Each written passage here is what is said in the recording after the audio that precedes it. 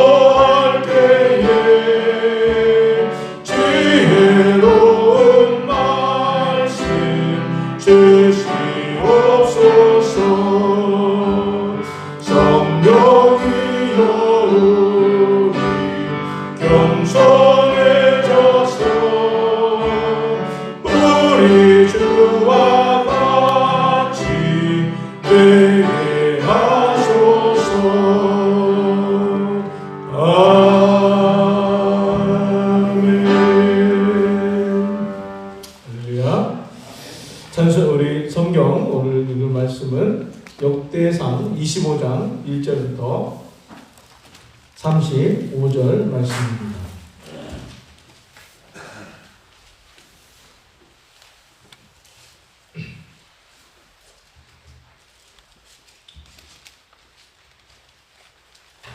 한 절씩 교독합니다.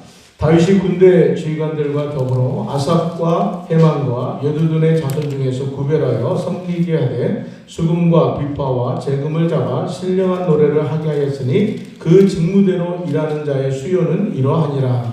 이 아삽의 아들들은 사글라, 무색과 누다나와 아살레라니 그 아삽의 아들들이 아삽의 지하래 왕의 명령을 따라 신령한 노래를 하며 여두둔에게 이르러서는 그의 아들들 그달리아와 스리와 여사야와 시므이와 하샤바와 마띠디아 6사람이니 그의 아버지 여두둔의 주의 아래 수금을 잡아 신령한 노래를 하며 여호와께 감사하며 찬양하며 흥만하게 이르러는 그의 아들들 부게와 마따냐와 노시엘과 스그엘과 여리목과 하나나와 하나냐와 엘리아다와 기탈리아와 로맘디에셀과 요스두가사와 말로디와 호딜과 마시옷이라.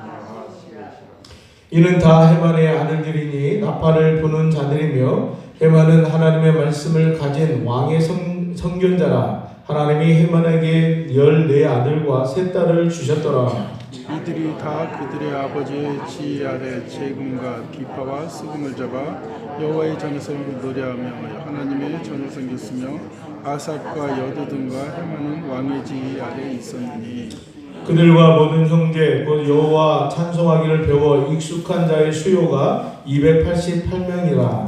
큰 자나 작은 자나 스승이나 제자를 막론하고 다 같이 제비 뽑아 직임을 얻었으니 첫째로 제비 뽑힌 자의 아삽의 아들 중 요셉이요 둘째는 그달리아이니 그와 그의 형제들과 아들들 12명이요 셋째는 사쿠리니 그의 아들들과 형제들과 12명이요 넷째는 이스리니 그의 아들들과 형제들과 12명이요 다섯째는 그다냐니 그의 아들들과 형제들과 12명이요 여섯째는 북기야니 그의 아들들과 형제들과 12명이요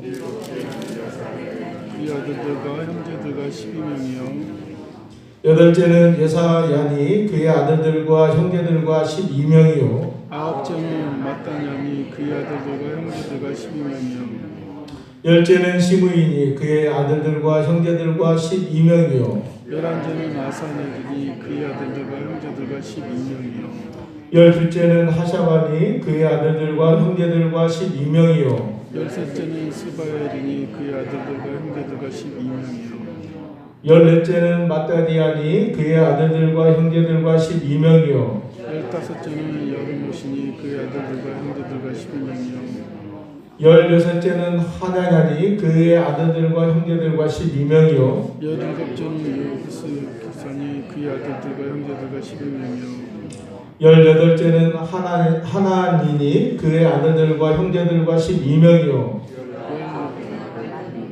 그의 아들들과 형제들과 12명이요 스무째는 엘리야다니 그의 아들들과 형제들과 12명이요 스물한째는 호딜이니 그의 아들들과 형제들과 12명이요 스물둘째는 기딸디니 그의 아들들과 형제들과 12명이요 스물셋째는 마시오시니 그의 아들들과 형제들과 12명이요 같이 읽겠습니다. 스물넷째는 로맘디에셀이니 그의 아들들과 형제들과 12명이었더라. 아멘. 여러분들 한 질문 한번 하겠습니다. 좀 엉뚱한 질문일 수도 있는데 다윗과 솔로몬 중에 누가 더 똑똑하다고 생각하세요? 우리 애들들은 뭐라고 대답하냐면 당연히 솔로몬이라고 대답합니다. 여러분들 솔로몬이 똑똑하다고 생각하세요? 물론 천국에서 이 소리 듣고 있으면은 섭섭하실 수도 있을지 모르겠지만 그런 말이 있죠. 아버지보다 나은 아들 없다.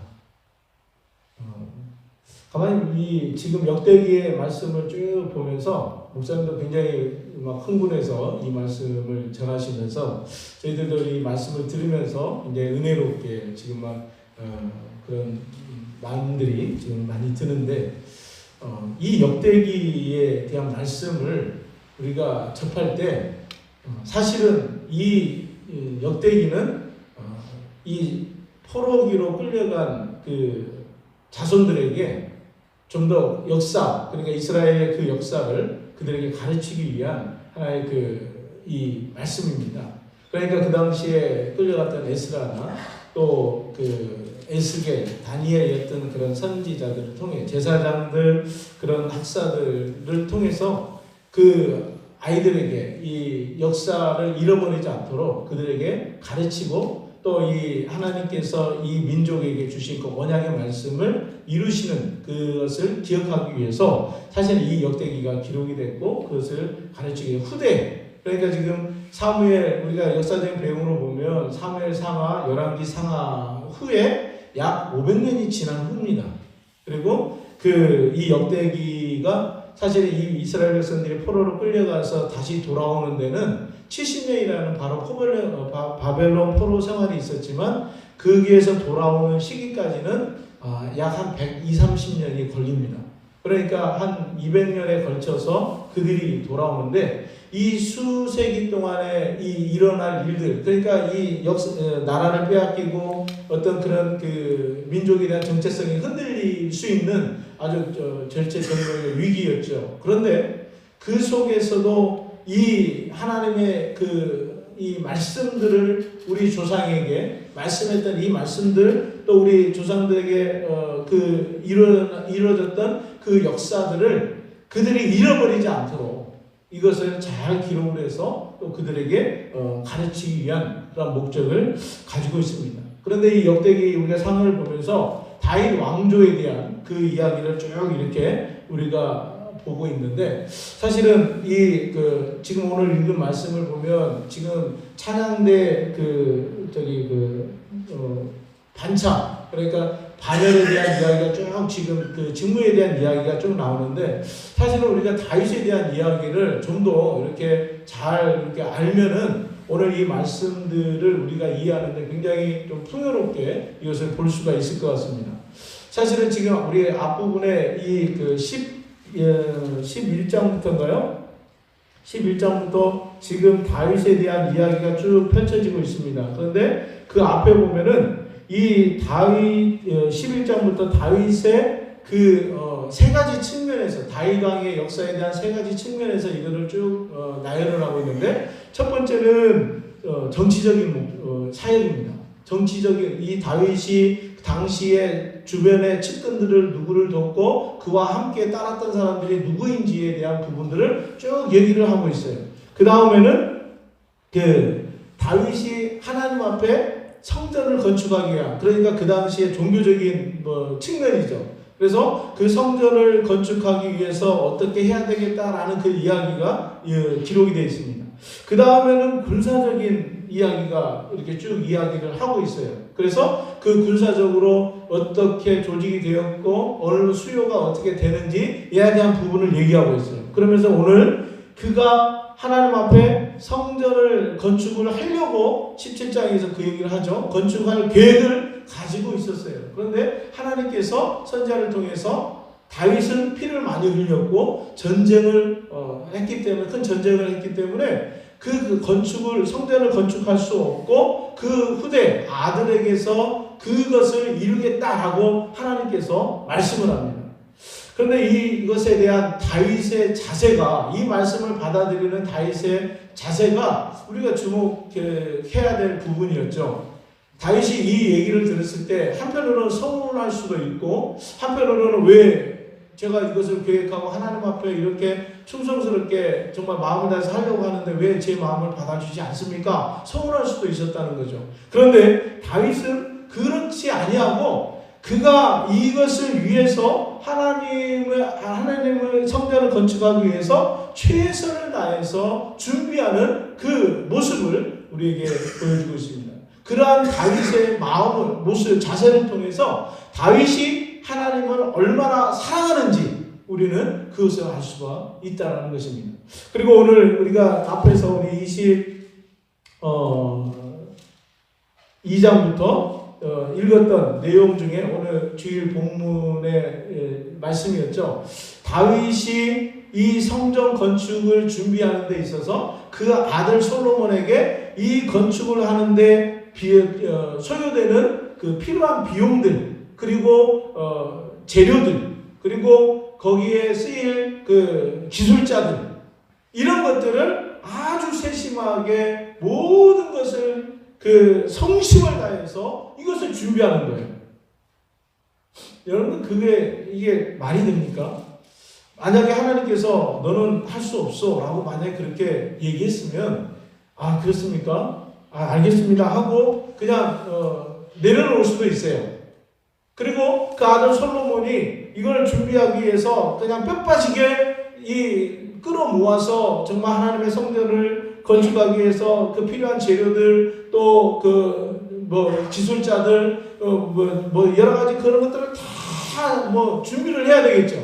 그런데 이 솔로몬에게 그 일을 맡기지 아니하고 자신이 생명을 다할 때까지 모든 필요한 것들을 다 준비를 하는 그 다윗의 그 모습을 볼 수가 있다는 거예요. 그러면서 오늘 그 성전을 건축할 재물들과 물품들과 기술자들과 이 모든 것을 하나도 부족함이 없이 준비하고, 또 그 성전을 짓고 나서 거기에 필요한 예배를 드려야 될 그 조직까지 다 지금 다윗이 이렇게 준비를 하고 있다라는 거예요. 그래서 성전에서 성전을 책임져야 될 레위인들, 그것을 그들이 해야 될 조직과 또 해야 될 일들을 아주 상세하게 준비를 시켜놨어요. 그리고 오늘 우리가 읽은, 어제는 그 제사장의 그 반열대로 24반열 12명씩 한 조를 이뤄서 24반열, 그러니까 다 계산하면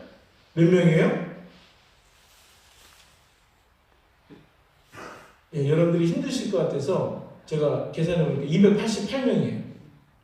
288명을 이렇게 쫙 준비를 해서 반차별로, 그래서 제사장의 24반열, 그 다음에 또 찬양을 해야 될 그 찬양대 24반열, 그리고 우리가 또 내일 보시겠지만 문지기, 그러니까 성전에 여러 가지 일들을 답장한 것들을 해야 될 그 문지기를 또 24반열, 이렇게 해가지고 이거를 조직적으로 다 이렇게 준비를 시킨다는 거예요. 여러분들, 이 정도 되면은 솔로몬보다 다윗이 낫지 않습니까? 다윗은 그야말로 흙수저예요. 솔로몬은 금수저예요. 아이들한테 너희는 다윗같이 되기를 원하니 솔로몬같이 되기를 원하니 물어보면 아이들은 솔로몬같이 되기를 원해요. 요즘같이 정말 힘들게 밑바닥부터 이렇게 올라가서 그 치열한 경쟁을 뚫고 성공을 하려고 하는 사람들이 없습니다. 그냥 편안하게 이 좋은 가문, 또 모든 것이 잘 갖춰진 이 집안에서 태어나서 그냥 편하게 그렇게 떵떵거리며 살았으면 좋겠다라는 게 요즘 아이들의 생각인 것 같습니다. 다윗이 이렇게 모든 것을 철저하게 준비하는 이 모습 속에서 굉장히 또 하나 중요한 것을 발견하게 되는데, 그건 뭐냐면 다윗이 하나님의 언약의 말씀, 그러니까 성전을 건축하겠습니다 라고 그 17장에서 그 계획을 밝히고 하나님 앞에 서원을 하는데, 하나님께서 너는 안 돼 라고 얘기했을 때 얼마나 그 마음에 서운함과 그 아쉬움이 있었겠어요. 그런데 하나님께서는 그러한 다윗의 마음을 보시고 그에게 약속을 하죠. 그게 그 사무엘하 7장에 있는 하나님과의 언약의 말씀에 대한 그 근거로 해서 다시 한번 그것을 기록하고 있는데, 내가 너에게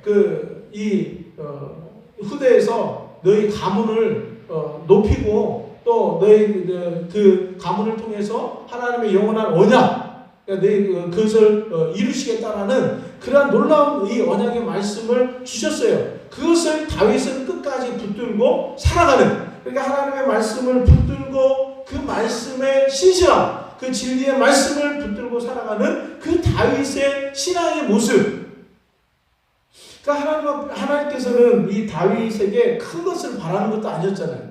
다윗이 정말로 사시에 합격하거나 그 정도의 실력이 될 만한 어떤 그런 똑똑한 사람도 아니었고, 그에게 무슨 어떤 아버지로부터 물려받은 재산이 많아서 이 재산을 보신 것도 아니었고, 다윗은 한낱 그 목동에 불과했고 다윗은 보잘것없는 그런 그 지파의 아들, 그러니까 그 내세울 것 하나도 없는 정말 흙수저였죠. 그러한 다윗을 하나님께서는 선택하시고 부르시고 기름 부으셔서 그를 이스라엘의 왕으로 세우시고 하나님께서 바로 이 모습을, 이 마음을 하나님께서는 보셨던 것 같아요. 그러니까 다윗이 목동으로 있을 때 그 양들을 치는 모습을 하나님이 유심히 봤던 것 같아요. 물론 하나님께서 영원전부터 이미 계획을 갖고 계셨지만 그 삶을 통해서 이 양떼를 돌보는 그 다윗의 마음, 그 양 하나를 지키기 위해서 정말 최선을 다하는 그 다윗의 마음, 아버지 부모님들에게 순종하고 정말로 그 형제들을 사랑하는 이 다윗의 마음, 하나님은 그 작은 마음들을 하나님 보셨던 것 같아요. 그러한 다윗이 왕이 되었을 때 사울처럼 교만해지고 또 하나님의 말씀에서 떠나버리고 이런 왕이 아니라 하나님을 끝까지 붙들고 그가 죄악을 범했을 때도 하나님 앞에 여전히 엎드려서 철저하게 회개하고 또 하나님의 마음에 합한 하나님의 마음을 충족하게 하고 기쁘게 하는 하나님의 성전을 건축하겠다는 그 마음을 하나님은 이미 읽으셨다는 거예요. 그래서 이 다윗을 하나님께서 세우셨고 또 그 다윗이 이렇게 준비할 거라는 이것 또한 하나님 아셨겠죠. 그런데 우리가 실질적으로 이 내용들을 보면서 알 수 있는 것은 이렇게까지 철저하게 이렇게까지 하나님을 향한 그 사랑이 이렇게 특심한지는 몰랐다는 거예요. 근데 오늘 이 말씀들을 쭉 읽어가면서 우리는 오늘도 무슨 막 이 이름들이 막 이렇게 복잡하게 나오는가? 이 앞부분에 그 사무엘 하, 열왕기 상하 나와 있던 내용들을 왜 또 여기서 이렇게 얘기하고 있는가? 그런데 이 내용들을 보면서 이 제사장들이 또 이 서기관들이 그 자손들에게 이 역사에 이 다윗 왕조에 대한 하나님께서 행하신 그 일들을 그 아이들에게 이 가르치면서 얼마나 흥분했겠어요. 야, 우리가 보통 민족이 아니야. 우리의 우리 민족은 정말로 하나님이 택하신 민족이야. 우리를 통해서 하나님이 세계 열방에 제사장 나라로 우리를 세우셨어. 그 아이들에게 이 말씀을 얼마나 우리 꼬맹이들한테는 이야기로 또 우리 청소년들한테는 좀 더 그거보다 좀 세밀하게 어른들한테는 이 약속의 말씀을 그대로 읽어주면서 통독하고 얼마나 그 이야기들을 많이 이것을 가르쳤겠어요. 그러면서 얼마나 흥분됐겠어요. 그래도 이 역대기의 말씀을 이렇게 쭉 이렇게 전체적으로 이렇게 좀 보면서 막 이 마음이 막 흥분되더라고요. 야, 다윗이 이 정도였나? 아니 솔로몬이 갑자기 잊혀지는 거예요. 이 다윗이 하나님에 대한 이 놀라운 이 마음들이 얼마나 그 마음이 깊은지 또 이렇게 준비된 철저하게 하나하나를 준비하는 이 모습들이 얼마나 기쁘고 또 얼마나 이 사련심이 많은지 그걸 보면서 야, 이 다윗의 발꿈치도 따라가지 못할 정도로 대단한 그 모습들을 발견하게 되죠. 그런데 오늘 다윗을 얘기하려고 그러는 것이 아니고 여러분들한테 솔로몬을 얘기하려고 그러는 것이 아니고 하나님께서 이러한 다윗을 세우셔서 하나님이 도대체 무슨 일을 하시려고 하는지 또 이 말씀들을 왜 이 포로로 잡혀간 그 백성들에게 이스라엘 백성들에게 자손들에게 이 말씀을 가르치려고 하시는지 여기에 우리가 좀 더 집중을 해보는 것이 오늘 이 말씀의 의도인 것 같습니다. 특별히 오늘은 이 찬양대 조직 이 보면서 오늘 참 이 말씀을 우리 찬양대에 우리 찬양을 인도하시는 분들 우리 찬양대원들이 좀 이 말씀을 좀 깊이 묵상을 했으면 좋겠다라는 생각이 들어요. 아니 무슨 이름들만 나오는데 이거 가지고 묵상을 합니까? 아니 근데 오늘 이 말씀을 읽어보니까 정말 우리 찬양 물론 우리 전체가 이 찬양 하나님을 찬양해야 될 찬양의 의미가 있지만 특별히 교회에서 찬양대로 찬양팀으로 또 이렇게 섬기는 우리 그 지체들이 이 말씀을 깊이 묵상하면 좋겠다라는 생각이 들었습니다. 오늘 25장 그 1절 말씀부터 이렇게 쭉 보면 다윗이 군대 지휘관들과 또 더불어 아삽과 헤만과 여두둔의 자손 중에서 구별하여 섬기게 하되 수금과 비파와 재금을 잡아 신령한 노래를 하게 하였으니 그 직무대로 일하는 자의 수요는 일하니라. 그러면서 2절, 3절, 4절에 걸쳐서 아삽과 여두둔과 헤만에 대한 그 자손들에 대한 그 이야기들을 쭉 이렇게 지금 해 나가고 있어요. 그러니까 이거예요. 이 찬양대를 딱 조직을 하는데 앞에서 찬양대를 세우는데 좌측에는 아삽, 그 다음에 중간에는 여두둔, 우측에는 헤만, 이렇게 해가지고 그 자손들, 그 다음에 이 여두둔의 자손들, 헤만의 자손들, 이렇게 해서 세 부류로 해가지고 그거를 지금 세우고 또 그들이 어떻게 또 그 조직이 됐고 어떻게 찬양을 해야 되는가라는 것을 지금 기록을 하고 있어요. 여러분들 다윗 왕이 할 일이 없어서, 왕은 할 일이 많잖아요. 아까도 말씀드렸듯이 다윗은 군대가, 우리 앞에 분에서 얘기했죠. 군대가 몇 만이라고요? 다윗의 군대가 몇 만이에요? 157만. 157만 명. 여러분들 놀라시지도 않죠? 우리나라 정규군이 몇 만이에요? 6, 70만. 정확하게 잘 모르겠습니다. 60만에서 70만 사이니까. 지금 우리나라 군사력은 세계 6위입니다. 세계 6위예요. 놀라지도 않죠? 경제력은 세계 10위입니다. 이번에 코로나 때문에 브라질이 밀려났어요.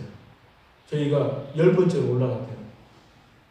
이 조그마한 나라가 경제력이 세계 10위예요. 군사력이 세계 6위예요. 그것을 지휘하고 통제할 수 있는 대통령은 얼마나 대단합니까? 하물며 미국의 대통령은 얼마나 대단합니까? 그런데 지금 미국 군보다, 한국 군보다 이 군사력이 더 많아요. 3000년 전에. 여러분들 이게 상상이 안 되시는 것 같은데 157만이면요 세계를 정복하고도 남습니다. 다윗이 생각만 조금만 더 가지면 세계를 제패하고 제국으로서 설 가능성이 충분히 있었다는 거예요. 근데 다윗이 위대한 것은 뭐였냐면 하나님이 정하신 경계를 넘지 않았다는 거예요. 하나님께서 예배하고 경계했던 너 여기까지 했다는 세워 그어놓으셨던 그 경계선을 넘지 않았다는 거예요. 하나님은 그러한 다윗을 사랑하셨어요. 충분히 그 군사력을 가지고 이 야망만 가졌다면 세계를 지배하고 떵떵거리며 정말 이름을 휘날리면서 살아갈 법한 한데 그 경계를 넘어서지 않았다는 거예요. 다윗의 경제력이 어느 정도인지 아십니까? 우리 지난 엊그제 얘기 말씀 읽었죠. 성전을 건축하는데 여러분들 성전의 크기가 이 길이가 27m예요. 그리고 너비가 9m예요. 그러니까 높이가 13m, 12m, 13m예요. 어느 정도 크기냐면 여러분들 이 앞에 김정문 회관 아시죠? 그 김정문 회관보다 조금 길어요. 커요. 그것을 건축하는데 사용되는 이 비용이, 준비한 비용이 금 얼마라고 했죠? 3,400톤. 은이 34,000톤. 여러분들 이 부분을 읽을 때는 막 눈이 안 가시던가요? 나에게 한 몇 돈만 있어도 한 돈이 지금 시세로 한 27만 원 된다고 하더라고요. 저는 이거 계산할 때 한 21만 원이었거든요. 한번 그걸 계산해 봤어요. 진짜로 계산해 봤어요. 도대체 이게 얼마나, 그냥 3,400톤이라니까 감이 안 잡혀요. 그래서 이걸 한번 근 시세하고 은 시세를 가지고 이거를 계산해 보니까 얼마가 나오냐면, 놀라지 마십시오. 정확한 뭔지는 모르겠지만 아마 근사칠 겁니다. 제가 계산하는 바로는 179조 원이 나옵니다. 우리가 2015년, 그러니까 지금은 한 550조, 올해는 550조 원이라고 그래요. 1년 예산이, 한국의 1년 예산이 2015년도가 375조 원인가 그래요. 우리나라의 6개월, 그러니까 반년치 예산이에요. 성전 하나 짓겠다는데, 이 김정문 회관보다 조금 큰 이 성전 하나 짓는데 드는 비용을 그렇게 엄청난 우리나라 이 전체를 이끌어가는 예산의 절반을 거기다가 쏟아붓는다고 생각해 보십시오. 이거는 놀랄 노짜지 않습니까? 이건 놀래서 까무라칠 정도의 금액입니다. 그런데요, 다윗이 대단하지 않습니까? 이 엄청난 것을, 이 경제를 이끌어갈 능력이 도대체 어디서 나오느냐 이거예요. 하물며 솔로몬은 이 엄청난 아버지가 이 세워놓은, 이 조직해놓은 군사, 또 군사력, 또 그 엄청난 성전만 건축하는데 이 정도면 그 나라 예산이 어느 정도라는 거 여러분들 감이 잡히십니까? 그 경제력을 이끌어갈 만한 그 힘, 파워, 솔로몬이 이걸 감당할 수 있을까요? 여러분들 1조 원을 지금 드린다고 하면 여러분들 그 1조 원을 쓸 만한 자신 있습니까? 우리 아이들한테 물어, 너 1조 원 주면 어떻게 할래? 감당이 안 돼요. 여러분들 하루에 그냥 돈다발, 많은 돈다발 갖고 다니면서 뿌려도 여러분들 아마 그거 한 몇 년 걸릴걸요? 그 돈 다 쓰려면? 그런데 이 어마어마한 돈을 어떻게 다 씁니까? 어떻게 관리합니까? 이 엄청난 군사력을 어떻게 다 관리합니까? 보통 지혜와 총명을 가지지 않고서는 이것을 감당할 수 없다는. 그런데 놀라운 일은 다윗에게 하나님이 뭐라고 얘기하셨냐면 네 아들에게 지혜와 총명을 더하겠다고. 우리가 솔로몬이 하나님 앞에, 우리 이제 내일 모레 좀 이번 주에 아마 읽을 텐데 1천 번제를 드리고 나서 그가 얻은 것이 지혜와 총명, 정말 부귀와 영화, 물론 그렇죠. 그런데 이미 이것은 약속된 것이었다는 겁니다. 하나님께서 다윗을 통해서 이미 그 아들에게 지혜와 총명을 주시겠다고 이미 말씀하신 거예요. 약속하신 거예요. 왜? 이것을 가지지 않고서는, 하나님이 주신 지혜와 그 총명을 가지지 않고서는 이 엄청난 군사력과 이 경제력을 감당을 할 수가 없다는 거예요. 하나님은 정말 세밀하신 분이에요. 그리고 이 성전의 터, 이 기브온 산당에 이 지어질 이 솔로몬 성전, 이 터는 곧 아브라함, 과거의 아브라함이 그 이삭을 바쳤던 장소예요. 그리고 이 성전이 지어지고 후대에 이 예루살렘 성전이 통해서 그 옆에 골고다 언덕에서 바로 누가 다니시냐면 바로 십자가에 예수 그리스도께서 다니시는 장소예요. 하나님께서는 정말 철두철미하게 모든 것이 완벽하게 이루시는 분이시다는 거예요. 믿습니까?